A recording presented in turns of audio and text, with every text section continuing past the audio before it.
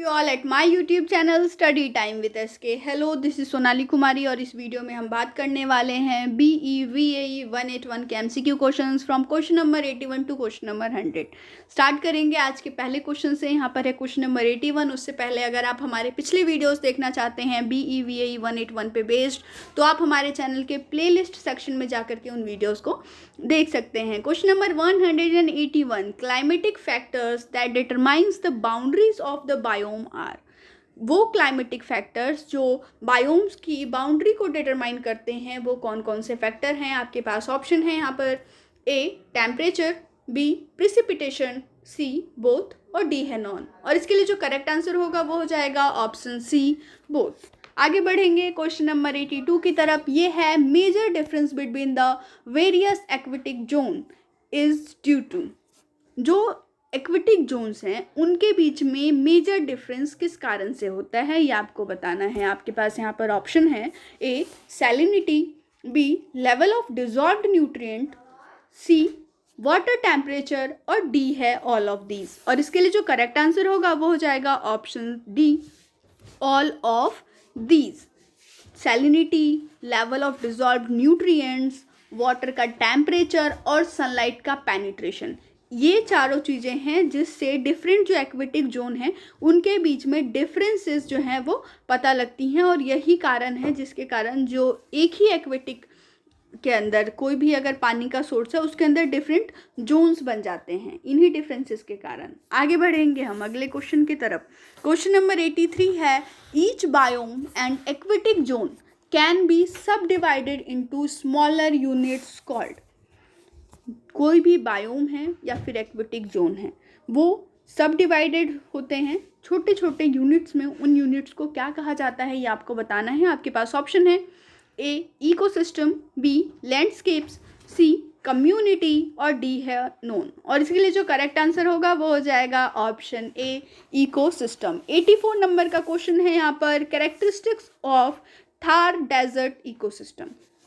थार के डेजर्ट के इकोसिस्टम का क्या कैरेक्टरिस्टिक है ये आपको बताना है। आपके पास ऑप्शन है A arid conditions, B sandy terrains, C succulent plant और D है ऑल। और इसके लिए जो करेक्ट आंसर होगा वो हो जाएगा option D all of these. अच्छा, एक बात करते हैं कि जो डेजर्ट का इकोसिस्टम है, जो थार डेजर्ट है, वहाँ पर एनिमल किस टाइप के पाए जाते हैं, तो वहाँ पर स्नेक्स और जो लिजर्ड्स हैं वो ज़्यादा मात्रा में पाए जाते हैं। आगे 85 नंबर का क्वेश्चन। 85 नंबर का क्वेश्चन है dash acts as a barrier between the internal and external environment of the fish. एक फिश के इंटरनल और एक्सटर्नल इन्वायरमेंट के बीच में बैरियर की तरह काम करता है। क्या है वो आपको बताना है। आपके पास ऑप्शन है A body surface, B lungs, C gills और D है स्केल्स। और इसके लिए जो करेक्ट आंसर होगा वो हो जाएगा ऑप्शन A बॉडी सरफेस। सिर्फ फिश ही नहीं, किसी भी ऑर्गेनिज्म को आप ले लीजिए, चाहे आप अपने खुद को ले लीजिए, आप एक ह्यूमन बीइंग हैं, आपके इंटरनल इन्वायरमेंट और एक्सटर्नल इन्वायरमेंट के बीच में जो एक्सचेंज बैरियर है वो आपकी बॉडी का सरफेस है, आपका स्किन है। बात करते हैं अगले क्वेश्चन की तरफ। 86 नंबर का क्वेश्चन है यहाँ पर ecosystem is a dash system. Ecosystem कैसा सिस्टम है आपको बताना है। आपके पास ऑप्शन है A dynamic, B static, C crawling और D है नॉन। और इसके लिए जो करेक्ट आंसर होगा वो हो जाएगा ऑप्शन A डायनेमिक। 87 नंबर का क्वेश्चन है biosphere is also known as.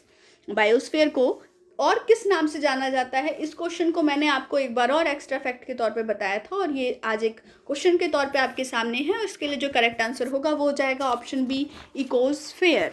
आगे बढ़ते हैं 88 नंबर के क्वेश्चन की तरफ। यहाँ पर 88 नंबर का क्वेश्चन है ए ग्रासलैंड इज डोमिनेटेड बाय।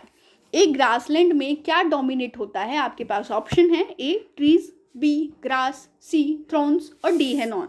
और इसके लिए जो करेक्ट आंसर होगा वो हो जाएगा ऑप्शन B ग्रास। ग्रासलैंड के अंदर ग्रास जो है वो डोमिनेट होता है। अगर फॉरेस्ट की बात की जाए तो फॉरेस्ट में ट्री जो होता है वो डोमिनेट होता है। मतलब क्या है, मतलब कि जो ज़्यादा मात्रा में पाया जाता है। ज़रूरी नहीं है कि सिर्फ ग्रास ही होगा ग्रासलैंड के अंदर, वहाँ पर ट्री भी होगा, हर भी होगा, सर भी होगा, कुछ एनिमल्स भी होंगे जो ग्रेजिंग करते होंगे। लेकिन ग्रास जो डोमिनेंट अमाउंट में है, ज़्यादा मात्रा में है, ज़्यादा नंबर्स में है, इसीलिए ग्रासलैंड का जो डोमिनेंट है वो है ग्रास। नेक्स्ट 89 नंबर का question, in the process of photosynthesis plant manufacture. Photosynthesis के प्रोसेस में प्लांट क्या मैन्युफैक्चर करता है? आपके पास ऑप्शन है A protein, B fat, C carbohydrates और डी है ऑल। और इसके लिए जो करेक्ट आंसर होगा ऑप्शन सी हो जाएगा, कार्बोहाइड्रेट्स। जैसे कि स्टार्च और शुगर दोनों को मैन्युफैक्चर करता है प्लांट का फोटोसिंथेसिस के दौरान। 90 नंबर का question, in plants photosynthesis occur due to presence of. Plant में फोटोसिंथेसिस किसके कारण होता है? ऑप्शन बी करेक्ट हो जाएगा यहाँ पर, क्लोरोफिल के कारण। नेक्स्ट 91 नंबर का क्वेश्चन है यहाँ पर।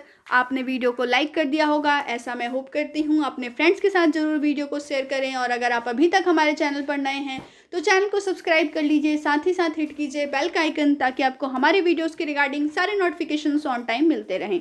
91 नंबर का क्वेश्चन है यहाँ पर, preparation of food from CO2 and minerals with the help of sunlight।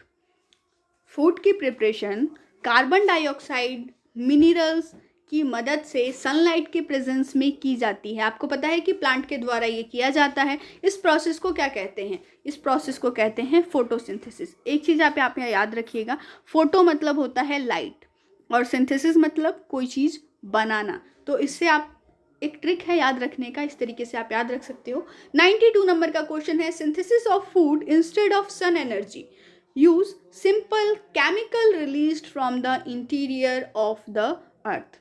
एक ऐसा प्रोसेस जिसके अंदर फूड को सिंथेसाइज किया जाता है सन की एनर्जी के बजाय। सन की एनर्जी को यूज़ नहीं किया जाता है इसके अंदर, बल्कि यूज़ किया जाता है सिंपल केमिकल्स को जो रिलीज़ किए जाते हैं इंटीरियर ऑफ द अर्थ से। यहाँ पर आपके पास ऑप्शन है कीमोसिंथेसिस, बी है फोटोसिंथेसिस, सी बोथ और डी है नॉन। करेक्ट आंसर हो जाएगा ऑप्शन ए कीमोसिंथेसिस। कीमो मतलब होता है केमिकल, सिंथेसिस मतलब मैन्युफैक्चर। अच्छा, अब कीमोसिंथेसिस कौन करते हैं? तो कीमोसिंथेसिस करते हैं कीमोसिंथेटिक बैक्टीरियाज। नेक्स्ट 93 नंबर का क्वेश्चन है यहाँ पर, organisms able to manufacture their own food. कौन से ऑर्गेनिज्म हैं जो अपने फूड को खुद से मैन्युफैक्चर करते हैं? इसके लिए जो करेक्ट आंसर होगा वो हो जाएगा ऑप्शन ए ऑटोट्रॉप्स। 94 नंबर का question, organism that are unable to make their own food and depend on other organism for food. ऐसे ऑर्गेनिज्म जो अपना खाना खुद से नहीं बना सकते हैं और फूड के लिए दूसरे ऑर्गेनिज्म पे डिपेंडेंट हैं। आपके पास ऑप्शन है ए हेटरोट्रॉप्स, बी कंज्यूमर्स, सी फैगोट्रॉप्स और डी है all of these. Correct answer हो जाएगा option D all of these. 95 number का क्वेश्चन है, प्राइमरी कंज्यूमर्स। प्राइमरी कंज्यूमर्स कौन होते हैं ये आपको बताना है। आपके पास ऑप्शन है ए हर्बीवोर्स, बी कार्निवोर, सी ओमनिवोर और डी है ऑल ऑफ दीज। इसके लिए जो करेक्ट आंसर होगा वो हो जाएगा ऑप्शन ए हर्बीवोर। जो हर्बीवोर होता है वो प्राइमरी कंज्यूमर होता है, वहीं पर सेकेंडरी और टर्शियरी कंज्यूमर है वो होता है हमारा कार्निवोर। तो आपको इन दोनों बातों को याद रखना है। प्राइमरी कंज्यूमर कौन होता है? हर्बीवोर्स होते हैं, और वहीं पर सेकेंडरी और टर्शियरी जो कंज्यूमर है वो होते हैं कार्निवोर्स। 96 नंबर का क्वेश्चन आपकी स्क्रीन पर, animal like tiger, lions which are not killed और इटन बाय अदर एनिमल्स। ऐसे एनिमल जो दूसरे जो एनिमल्स के द्वारा ना ही तो मारे जा सकते हैं और ना ही खाए जा सकते हैं, ऐसे एनिमल्स को क्या कहा जाता है? आपके पास ऑप्शन है ए हर्बीवोर्स, बी कार्निवोर्स, सी ओमनिवोर्स और डी है टॉप कार्निवोर्स। और इसके लिए जो करेक्ट आंसर होगा वो हो जाएगा option D top carnivores. Top carnivores वो कार्निवोर्स होते हैं जो दूसरे एनिमल्स को मार के खा सकते हैं, लेकिन उन्हें कोई मार के खा नहीं सकता है। ठीक है ना, आगे बढ़ते हैं 97 नंबर के क्वेश्चन की तरफ। Fragments of decomposing organic material are called. Organic material जो डिकम्पोज हो रहा है उसके फ्रैगमेंट्स को क्या कहा जाता है? आपके पास ऑप्शन है यहाँ पर, और इसके लिए जो करेक्ट आंसर होगा वो हो जाएगा ऑप्शन ए डेट्रिटस। आगे बढ़ेंगे क्वेश्चन नंबर 98 की तरफ। ये है अ पोजीशन और ए लेवल और a step in A food chain slash ecological pyramid. ध्यान से सुनने की जरूरत है यहाँ पर। एक पोजीशन, एक लेवल या फिर एक पद हमारे फूड चेन के अंदर, जो या फूड चेन कह लीजिए या उसे ही इकोलॉजिकल पिरामिड भी कहा जाता है। तो उस स्टेप को क्या कहा जाता है? एक चीज़ मैं आपको बना के दिखाती हूँ यहाँ पर एक फूड चेन के थ्रू। आप ये सपोज कीजिए कि ये वीट है, गेहूँ है, जिसे एक चूहा ने खाया। चूहे को कौन खा सकता है? एक बाज ने चूहे को खा लिया अब यहाँ पर, ठीक है। ये अब एक क्या हुआ, ये एक चेन है, लेकिन ये चेन का जो ये लेवल है, इसे लेवल कहिए आप, ये लेवल है, ये फर्स्ट लेवल, सेकंड लेवल और थर्ड लेवल। तो इस लेवल को क्या कहते हैं इस इकोलॉजिकल पिरामिड के अंदर? आपको यही बताना है। आपके पास ऑप्शन है A tropical level, B food web, C food chain और डी है all of these. Correct answer हो जाएगा option A tropic level. 99 number का क्वेश्चन है यहाँ पर, आज के वीडियो का सेकंड लास्ट क्वेश्चन है। Human beings are, human beings क्या हैं आपको ये बताना है। तो ह्यूमन बीइंग्स जो होते हैं वो ओमनीवोर होते हैं। करेक्ट ऑप्शन हो जाएगा ऑप्शन सी। एक और चीज़ आप याद रखिए कि जो ह्यूमन बीइंग है वो कुछ हर्बीवोर्स भी होते हैं जो सिर्फ वेजिटेरियन होते हैं और कुछ लोग नॉन वेजिटेरियन होते हैं। इसीलिए जो ह्यूमन है वो एक से ज़्यादा ट्रॉपिकल लेवल के अंदर आ सकते हैं। तो आपको यहाँ पर अगर ये कहा जाए कि क्या कोई भी ऑर्गेनिज्म एक से ज़्यादा ट्रॉपिकल लेवल में आ सकता है, तो ऑप्शन होगा हाँ, क्योंकि जो ह्यूमन है वो एक ऑर्गेनिज्म है, एक प्राणी है और वो एक से ज़्यादा ट्रॉपिकल लेवल में आता है क्योंकि वो ओमनीवोर है, कार्निवोर भी है, हर्बीवोर भी है। आगे 100 नंबर का क्वेश्चन, आज के वीडियो का आखिरी क्वेश्चन है।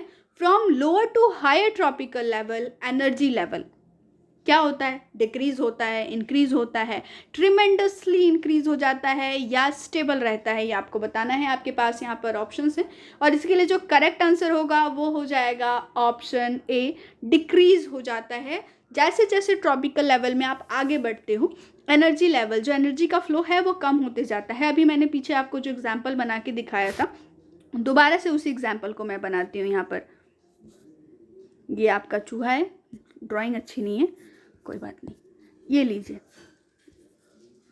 ये आपका चूहा है, ये आपका बाज है और ये वीट है। यहाँ से जो एनर्जी का लेवल है ना वो अब धीरे धीरे कम होता जाएगा, ठीक है। और जैसे जैसे ट्रॉपिकल लेवल और आगे बढ़ेगा ये एनर्जी का लेवल और कम होता जाएगा। मान लीजिए कि ये बाज खुद ब खुद मर गया।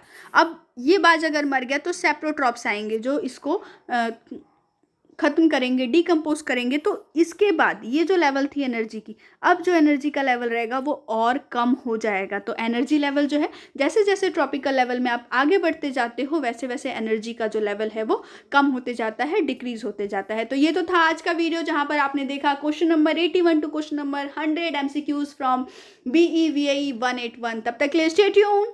जय हिंद, जय भारत।